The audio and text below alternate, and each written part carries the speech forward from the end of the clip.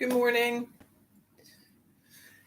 Good morning, Susan. No, I think the thumbnail has changed. So it used to be when I set these up, it took a picture. So that's why, like, the thumbnail for the class was always a picture from the last class, right? Um, and then it would it would take another as the class went on later, and so yeah. But now it doesn't do that. So I've talked about this before, that YouTube has this.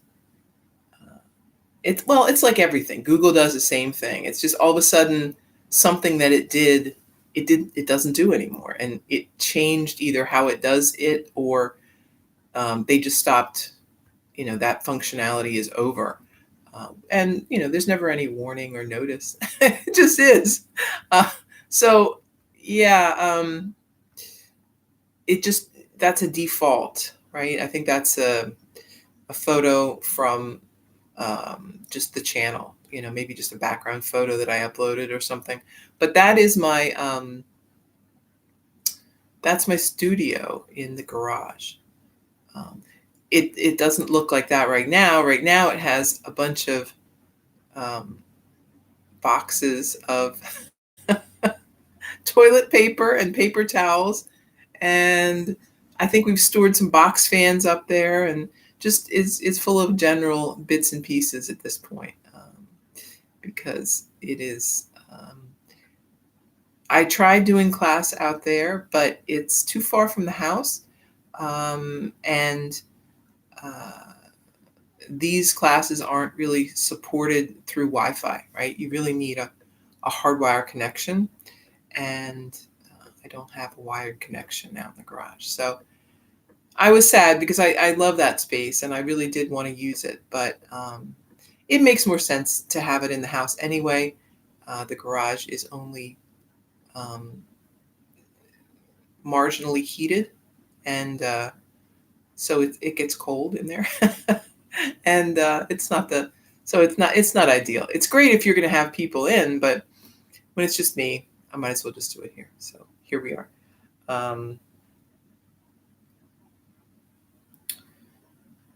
So it's raining here. I don't know if it's raining where you are. It's really coming down, which is good news for the plants, bad news for my dumpster. But that's life. It feels like this whole week it's been one thing after another to keep me from getting my work done. But that's all right. I have more time, and even more time, apparently. So once you get the dumpster, you get to keep it for a long time if you want to. So I may have to at this rate. We're moving slowly. So, what do I want to talk about today?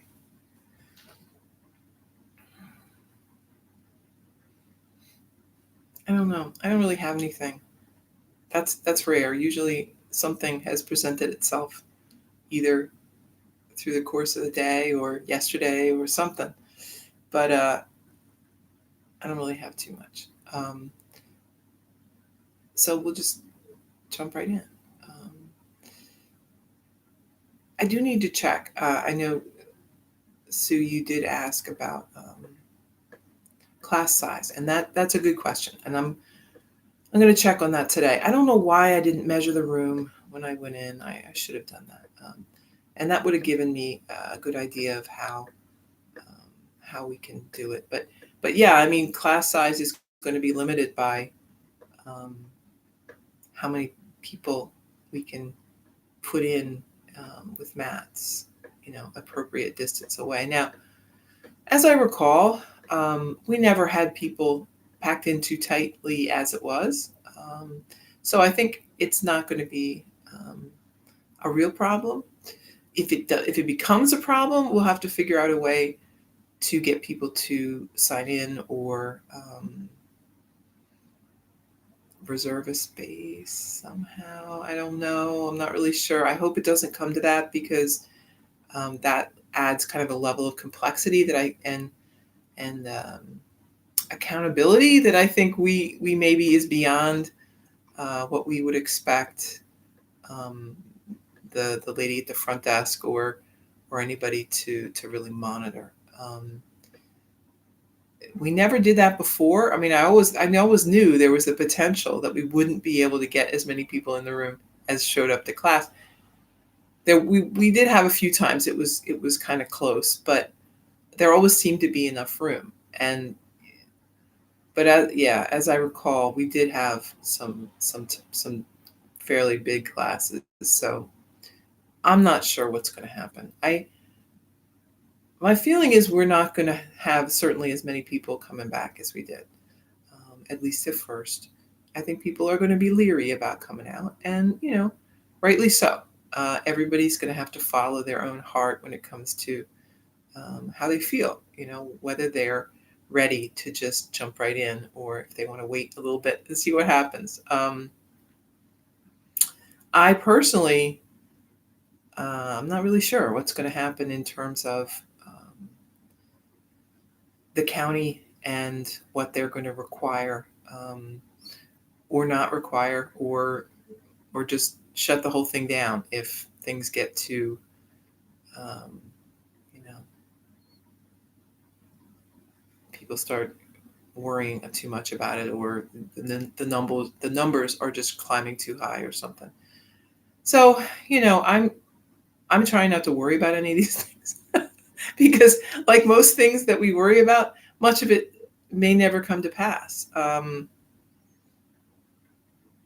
So I guess a lot of this and a lot of what's happened with the pandemic and the COVID, and it's all been very reactionary, right? Um, because no one, having not been in this particular situation before, everyone's just making their best guess, their best choice, given the information that they have right now. Which is why I know and I understand that this is very frustrating to people in general, and it's one reason why people get very anxious and kind of upset about the CDC changes their recommendations, the state changes their recommendations, the county, everybody changes things all the time, and you know you could be frustrated by that, but you could also look at that as, isn't it good that they're not sticking to old information? They are changing to reflect the new information that they've gotten, the new data that's come in. So that's what we really want, right? We want to be able to change the way we do things based on the information that we're given. We don't want to be stuck back, holding on to this belief, right? Because when we're talking about things like the pandemic, and I mean, there's lots of things like that, right? Things that are evidence based, things that are they're not a matter of faith. They're not a matter of belief. We don't believe or not believe in a disease. Um, it is, and we are changing what we do based on those facts. Um, Things like faith and belief, that's a different thing, and those are things that you cling to, even when things are against you, even when um, no one else around you believes it, right? Um, but they're two different things, right? This is not, and to confuse them, to um, believe that faith is the same as science is incorrect, right? That is not to say that faith and science cannot coexist. They can. And in fact, they actually are a nice complement to one another, right? They are ways of looking at different types of phenomena in our universe, in our world. Um, but there is an appropriate space for each, right? So one of the things I've studied pretty deeply is homeopathy, which is an alternate form of medical treatment, um, an alternative medicine, shall we say, right? And one thing that they're very clear about with this is that there's a scope, right? So if you cut your leg off, you don't take a homeopathic treatment for it, right? You go to the doctor and you get you get some first aid, you get some trauma surgery. There is an appropriate response to everything in our life. There's not a one size fit all. You can't just hope and pray in the face of your leg being cut off, right? So there's no conflict here. there's no there's no there's no struggle, right? We don't have to struggle to understand these things. They are very self-evident. And if we can look at it this way, we don't have any problem understanding what's happening. We can kind of assimilate all of this into our frame of knowledge and be okay with it. So let's be grateful that everything is so uncertain, right? We don't have anybody making decisions until they have some facts, some experience, something to back that up. And that's what we want, right? All right. Yoga is a bit of both, right? There's a certain amount of spirituality and faith that sort of goes with the philosophy that we talk about. But there is a fair amount of evidential to yoga, and maybe a science even, of how your body functions, how we can work with the functions of the body to make it better. Ayurveda is kind of the same thing. It kind of straddles the space between faith and science. There is, certainly a kind of metaphysical aspect of it, but a lot of it is very evidentiary. We've got the food that we eat, the things that we do with our body, our habits, the sleep, and it's very, as we learn things, we might change things, right? We learn we can't eat this type of food. We learn that this other sort of exercise is very good for us, but this one is maybe not so good. It's, again, a combination. And this is something I think that we don't do that well in the West compared to the East. Eastern philosophies, I think, and even their medical systems, do a better job of integrating, right, the kind of mental, emotional state with the physical state. We tend to break it all up a bit. And we forget, I think, in our kind of very high-tech, medical field, we've forgotten that everything affects one another, right? So we may have a lot of tools to repair the body, but we've forgotten that there's problems with the mind, or there's a connection with the mind, there's a connection with the spirit. That to get truly whole and truly healthy, all of those things need to be working together. So that's up to us, right? To remember that and to try to make that connection, keep that connection together, because it doesn't really seem like that's a priority here. All right. So let's breathe for a little bit. Some pranayama, shoulders back.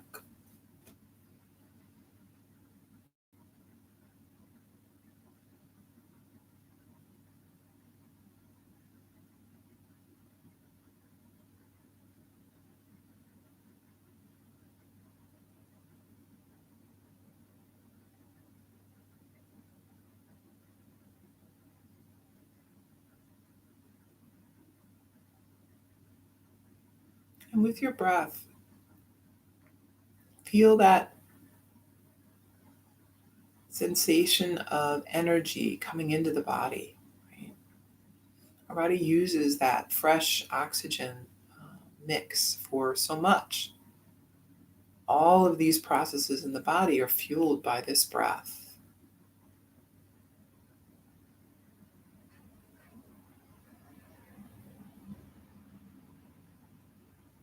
And the breath is so important to the yoga practice. It's prana. Prana is, the word for breath, but it's more than breath, right? If you think of, if we say breath in a Western sense, we think of, okay, so it's oxygen, it's all these different things, right? Our atmosphere isn't pure oxygen. There's a bunch of other elements.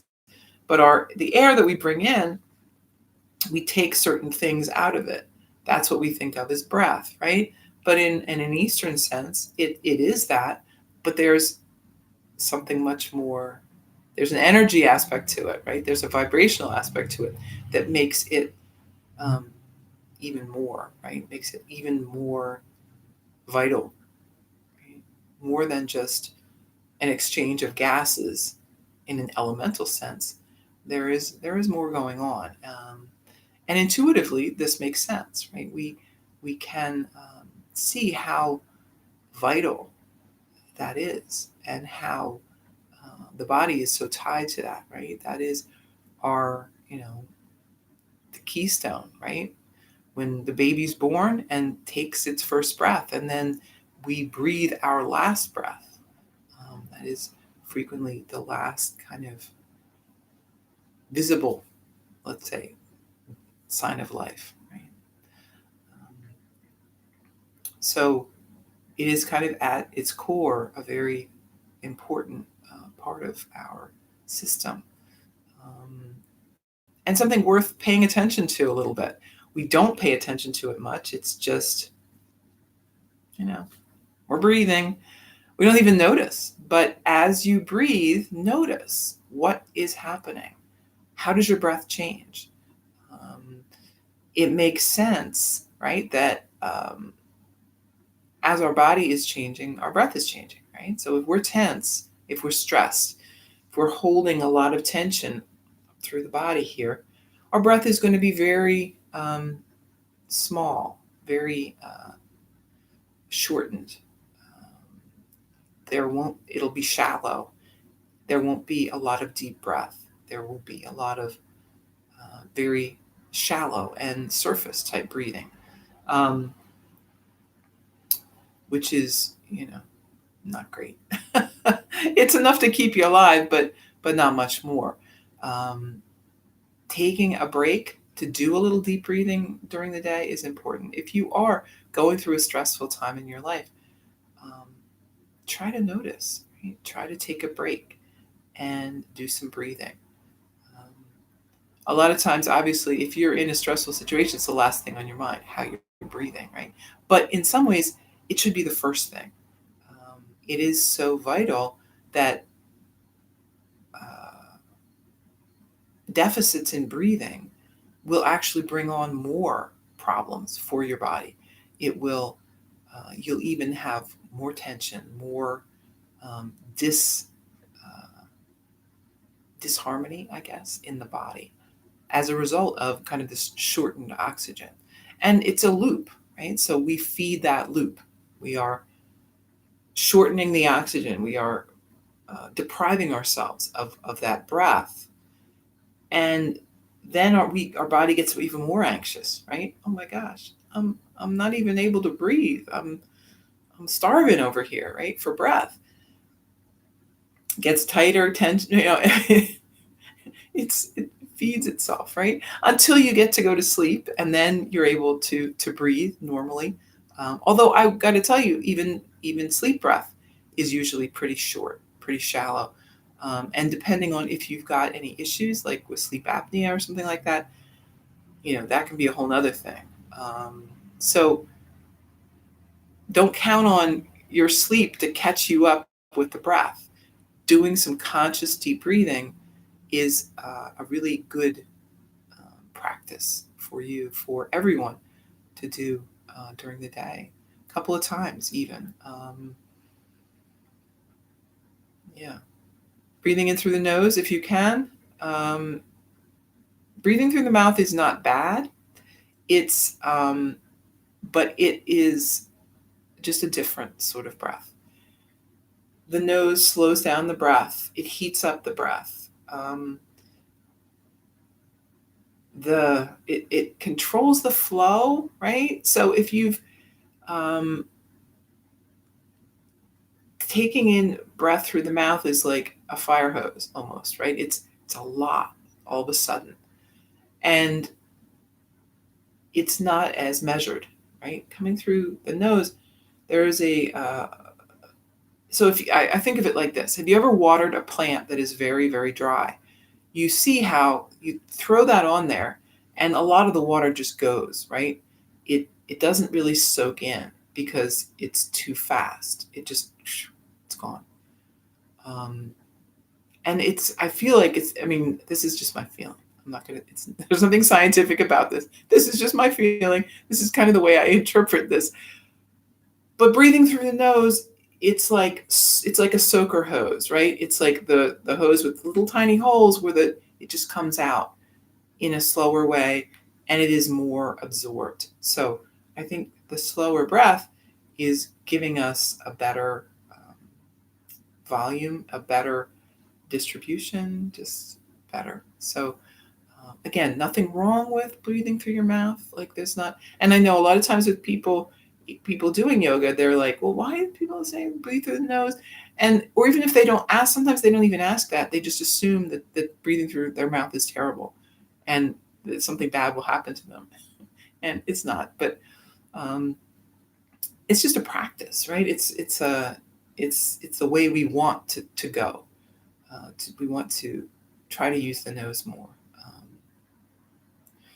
And just another quick thing about breath. I just read an article recently about this, and this is something I had read in yoga literature a long time ago, and kind of went, huh?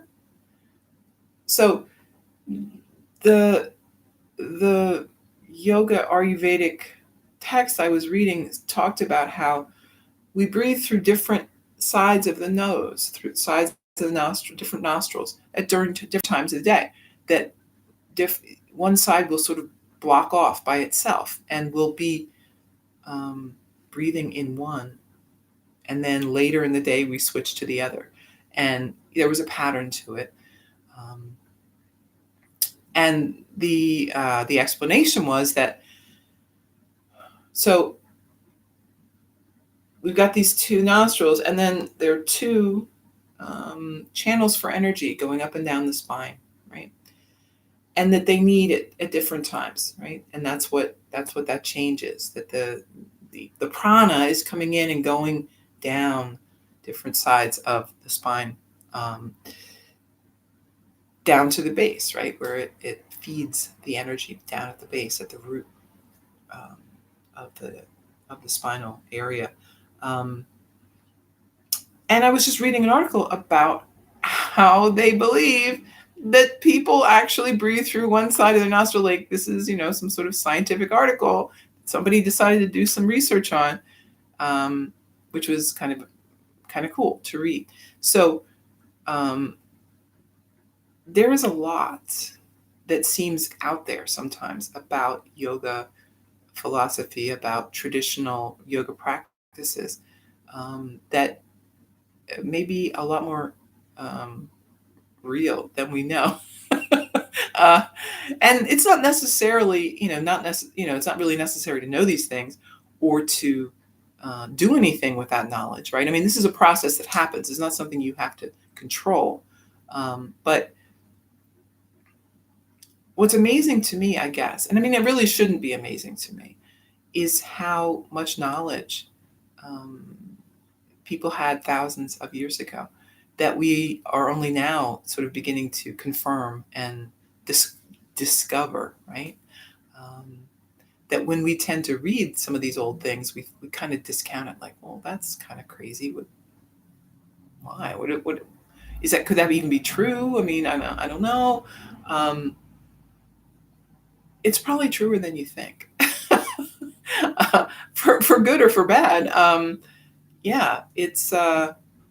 I think we don't give a lot of credit to a lot of these people, from thousands of years ago. We should give them more credit because they actually knew all of these things a long time ago, and we just simply forgot, right? We lost a lot of that knowledge when we discarded that, right? We discarded traditional practices. We discarded all of that in favor of what's modern and what's, what we consider, Western sense scientific. Science is, the study of the unknown. And what can be more unknown than crazy practices within your body? So something to keep in mind. I talk about this too a lot, this idea of grandma's knowledge, right? So the things that your grandma told you, maybe your great grandma now, I don't know, depending on how old people are.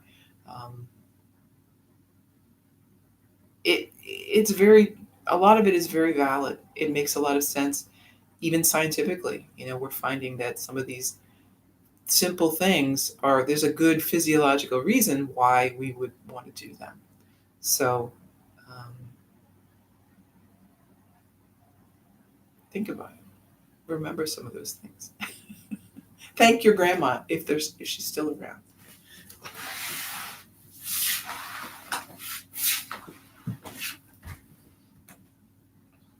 So sitting tall, we're going to do just a seated cat-cow, right? So pulling the belly in, gazing down. We're kind of rounding the shoulders forward. Inhale. We're pulling the shoulders back, gazing up. Bringing the body forward, and then the exhale.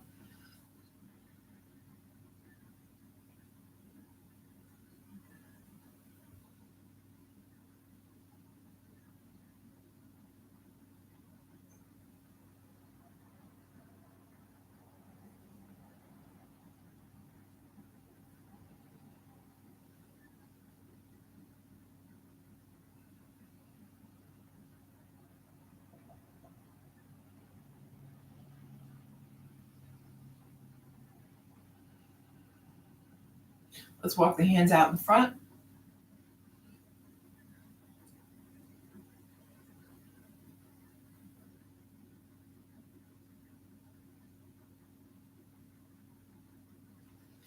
And then hands behind, squeeze the shoulder blades together. We're gazing up.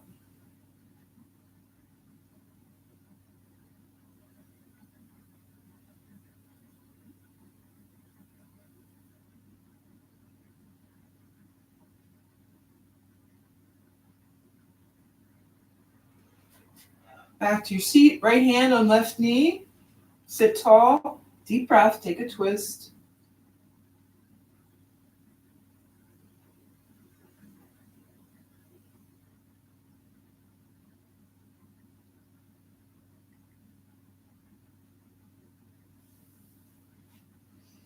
And switch sides.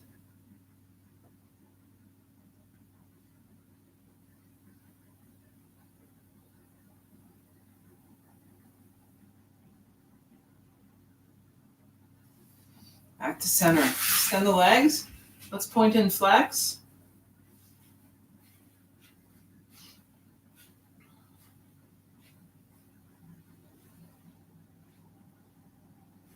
And then rotate through the ankles.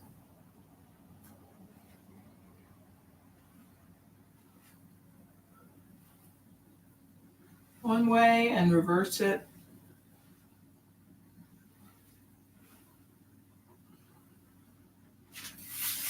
Hug that right knee in, sit tall.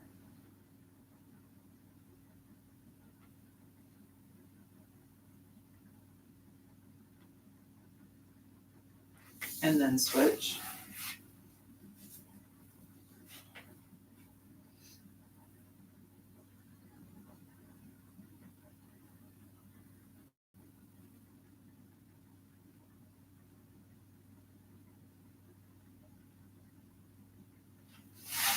Both legs out and then bring them wide here. Sit tall. You can walk the hands out the legs or bring them out in front and just go to where things feel tight. I'm all ready. This is where everything is tight for me today.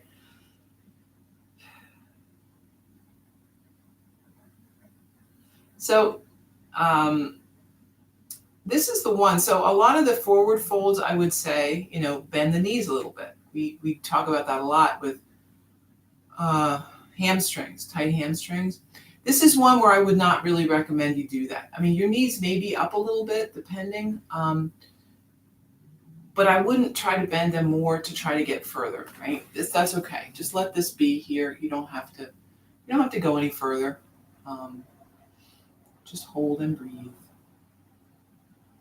Right? So if you're here and you're feeling tight, you can see it. You should be able to feel that it is a different sort of tightness. It isn't really hamstrings. It's this inner area by the knee, and we don't really want to mess with that, right? We'll let that be.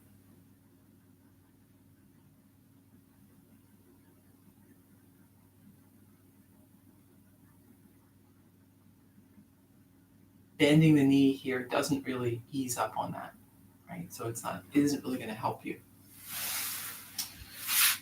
All right. So back on the mat.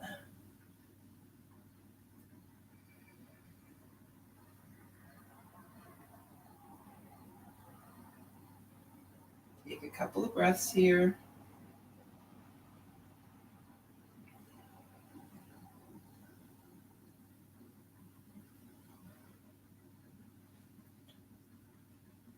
Right ankle on left knee.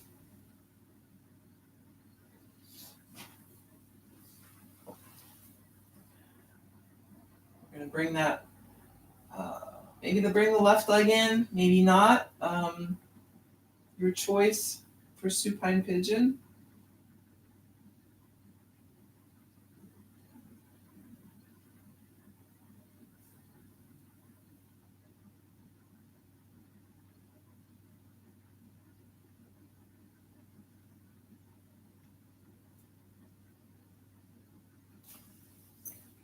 Set the foot down. We're going to leave that right ankle on the knee. Lowering to the left, gaze right.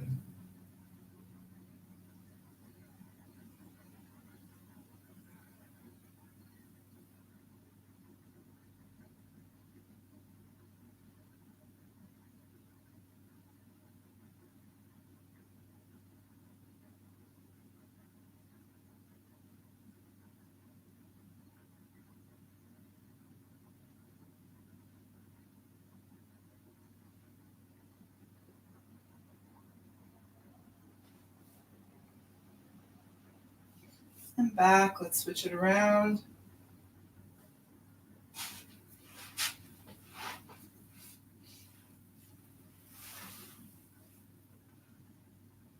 Breathe.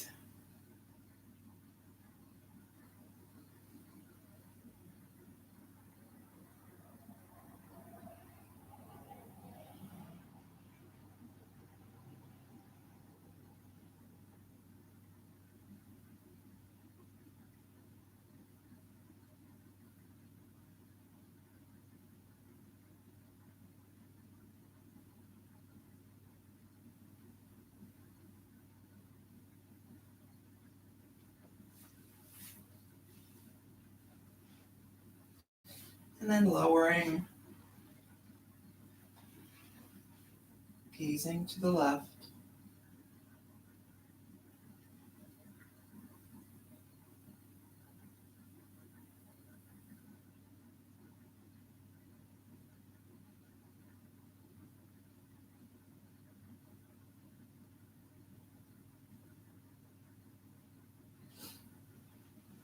Back up. Both feet on the mat. Let's bump the knees together. Relax. Maybe bring the arms up over your head.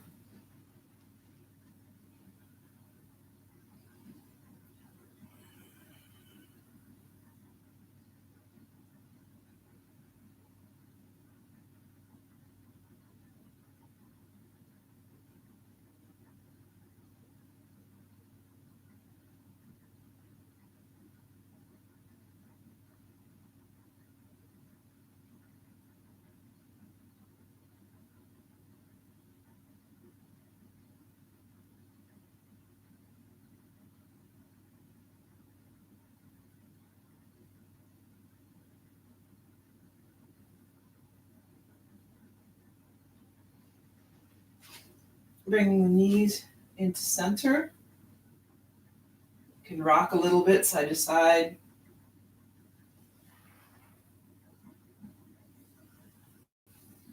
And then we're going to rotate the knees.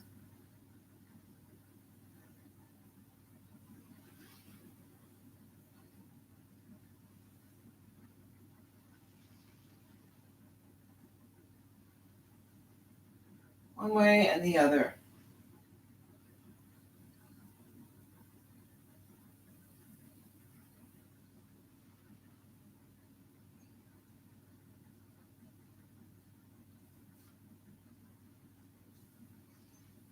And then extending the legs here.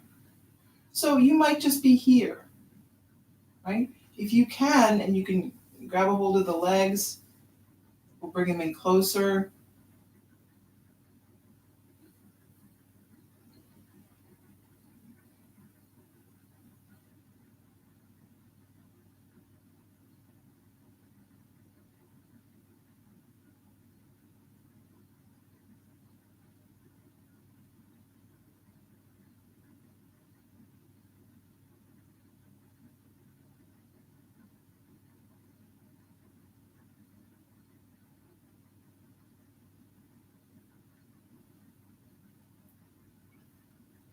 Bend the knees again.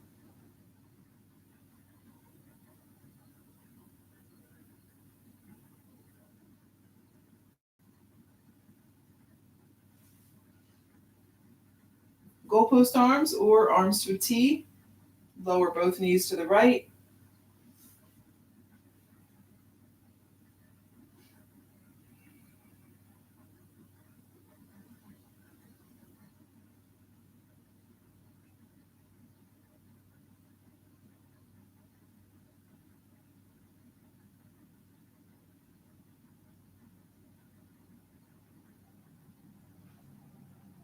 Back to center then, knees to the left.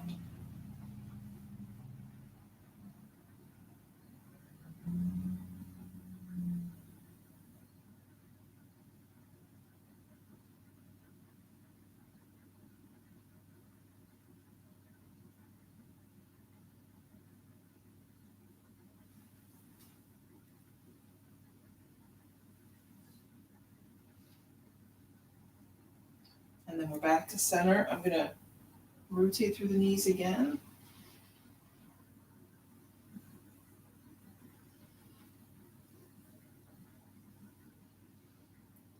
A couple times one way and then the other.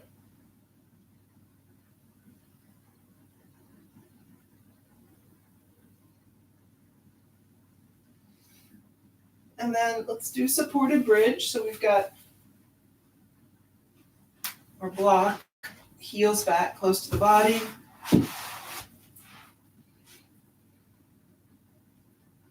Find a place you feel stable here.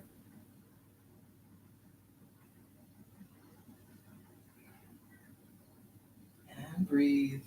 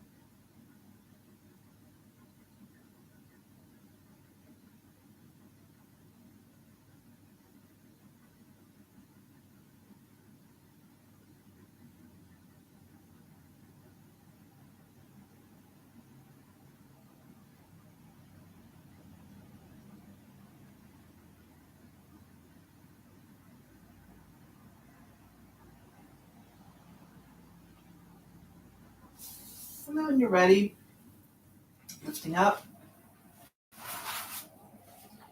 rest back down.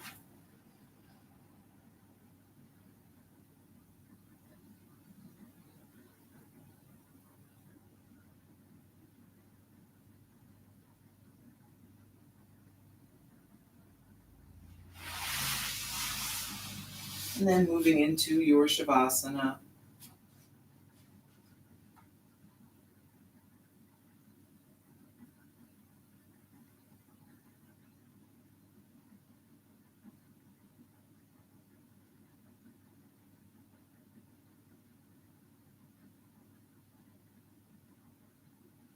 Make sure you are quite comfortable and relaxed.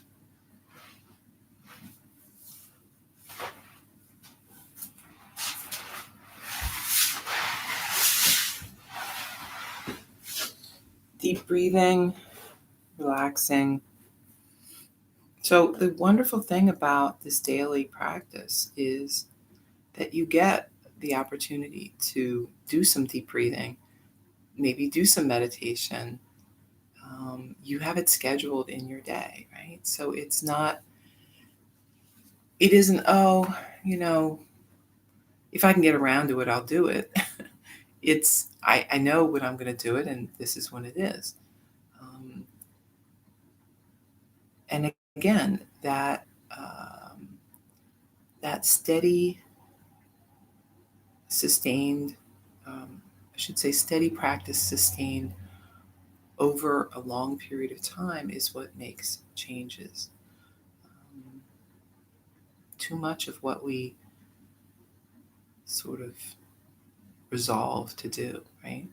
Think of your New Year's resolutions. Think of the things that you got really fed up with and decided to change in your life, and made a stab at for a couple of days and then gave up.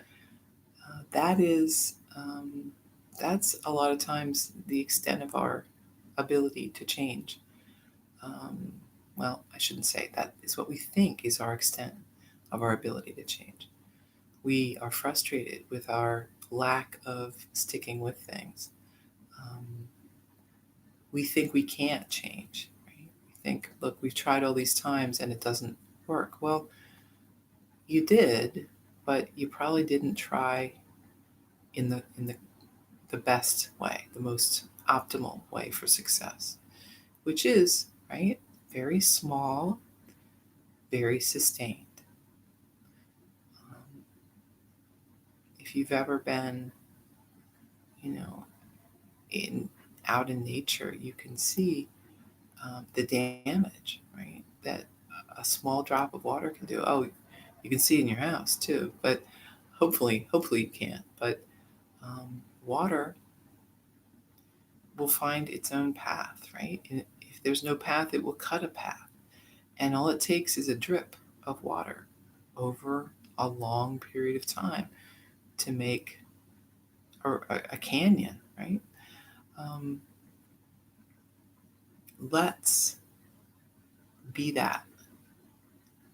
Let's let your intention and let your ability, your desire to change be that small drop of water. Instead of being so anxious about getting to that destination, focus on the journey. All you got to do is keep dripping away. The end will take care of itself. Just keep practicing, keep doing that every day, maybe every other day if you can't manage every day. But even every day is ideal, right? And I'm telling you, you don't have to do a big practice. You could sit and meditate. You could give a little thought to the yamas and niyamas. You could um, find something that brings you in that meditative state of mind. How about some deep breathing? Um, Lots of options. Some days, asana is just out of the question, right? And some days, it's perfect. So there's lots of choices. No one way is going to work every single day. Figure out what works for you and keep practicing.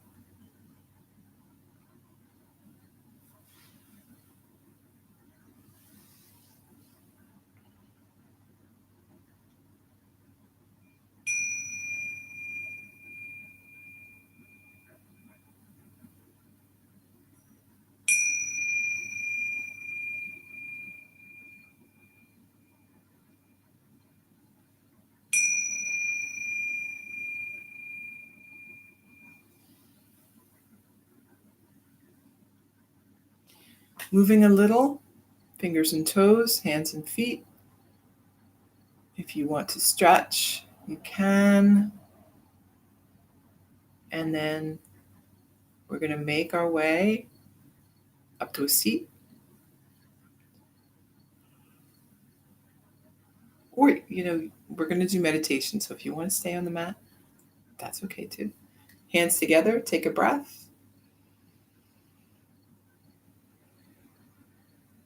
Thank you for taking time today, for giving yourself the gift of time, right? Giving your practice that gift, and sharing that with me as well. I hope that you have a very excellent Friday. Namaste.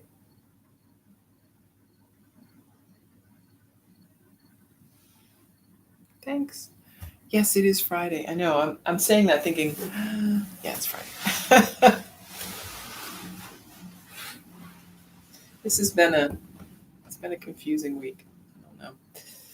All right, 5 minutes for meditation. I'm going to do it. So you've got that comfortable sense of your space and your place here. Even breath, relaxed. Relaxed, what I would call sort of gentle focus, not an intense focus, right? Just relaxed, right? We are allowing things to happen. We're not trying to force them or push them. We are just observing.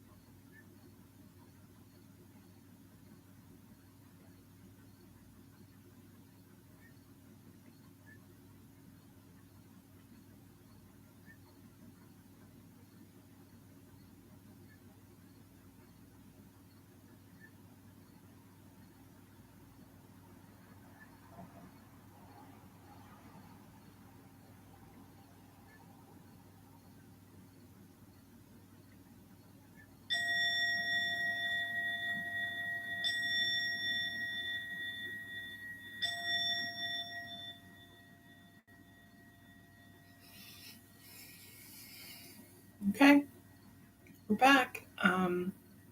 Hopefully that was peaceful enough for you.